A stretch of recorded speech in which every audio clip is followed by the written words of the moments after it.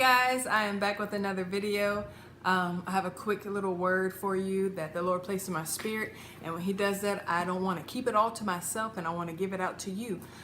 So it's going to be coming from Proverbs chapter 3, verse 5 and 6. I know you guys have, pretty much a lot of you guys probably have been familiar with this scripture, but we really need to comprehend it and get some revelation on it, because I really truly feel in my spirit that a lot of people need to hear this and get some motivation and some encouragement for today.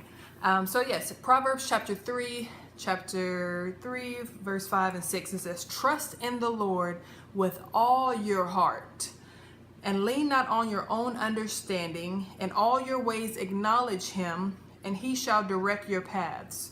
Do not be wise in your own eyes. Fear the Lord and depart from evil. It will be health to your flesh and strength to your bones."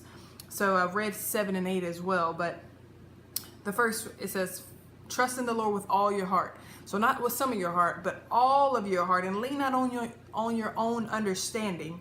In all your ways acknowledge Him, which is God, and He will direct your path. So this is confirmation that whatever you are going through, whatever you don't understand, God is going to direct your path. He's going to put you on the right path on where you should go. You may not understand it.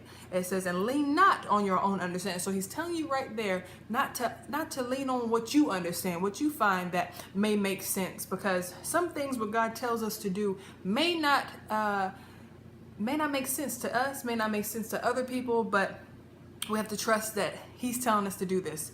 A lot of people may say, well, you know what, so-and-so, I don't think God is telling you to do that, because that doesn't sound reasonable. I'm going to tell you that some of the things that God is telling people to do may not sound reasonable. You think about what He told Abraham back in Genesis. He said, go sacrifice your son. Does that sound reasonable to any of you guys? But God wanted to see his faith. And the thing is, you got to think about these. When God tells us to do something, there's a purpose and a plan for it. He's called each and every one of us to be a member of his body, and He's called us to do great things. And so we have to be obedient. 1 Samuel 15 and 22 tells us that obedience is better than sacrifice. Jonah had to be obedient. If you got time, go read the book of Jonah. It's going to bless you. It's primarily based on obedience. And when you get out of God's will, and when you be disobedient and go this way, you might end up in the belly of a whale or a fish.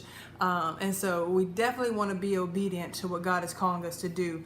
Obedience is better than sacrifice. And remember, it may not make sense, but if we trust Him, He's going to direct our paths, and He's going to lead us in the direction that we should go. And that's pretty much what I have for you guys today. I pray that you guys are doing great, and God has a lot of great things in store for you guys. The best is yet to come. Be obedient. It's worth it. Your breakthrough is on the other side of that obedience. I love you.